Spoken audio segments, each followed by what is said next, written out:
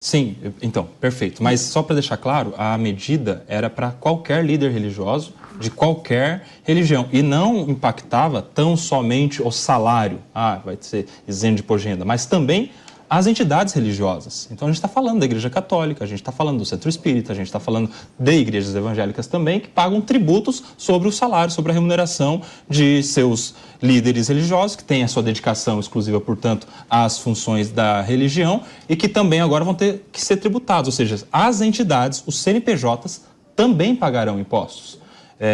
E aí me parece, quero te ouvir, Renato, que a gente despreza nesse debate qual a função social que as igrejas também desempenham.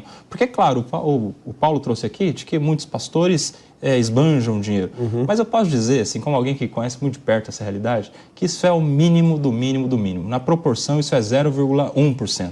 Porque a maior parte de pastores, de líderes religiosos de matriz africana, de padres, de pessoas que se dedicam por vocação à religião, a maioria deles vive numa condição não de receber, mas de dar. Pessoas que vivem, inclusive, que doam a sua própria vida, né? Rincões do Brasil, pastores, por exemplo, a maior parte dos pastores não recebe salário, não. Se dedica por vocação.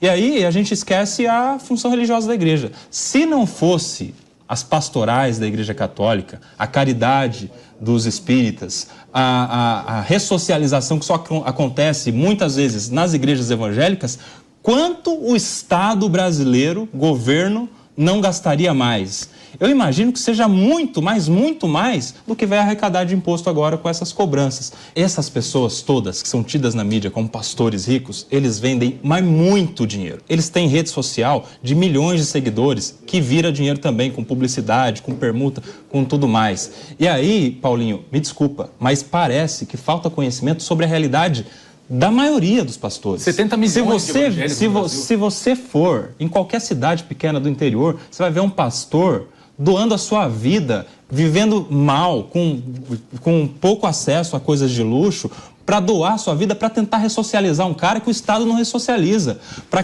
tentar reconstituir uma família que às vezes se desfaz e ele está lá lutando para reconstituir uma família, formar melhor uma criança, dar a uma pessoa alfabetização com o ensino da Bíblia, ensinar arte com a música na igreja, que o Estado não consegue dar. Será que a gente não está enxergando de uma maneira muito míope a realidade dos pastores evangélicos, só pensando em 5, 6 que são muito ricos e esquecendo de milhões de pastores e pastoras e pessoas que vivem da fé no mundo, no Brasil todo, né? Padres, inclusive, pessoas de centro espírita, que se dedicam para melhorar a sociedade? Só me responde isso. Eu tenho certeza que se você conhece uma igreja católica, evangélica, centro espírita, qualquer pessoa que se dedica a uma vocação espiritual, essas pessoas todas da religião entregam um serviço social de ressocialização de bandidos, de reestruturação da família, de educação básica, de alfabetização com a leitura da Bíblia, por exemplo,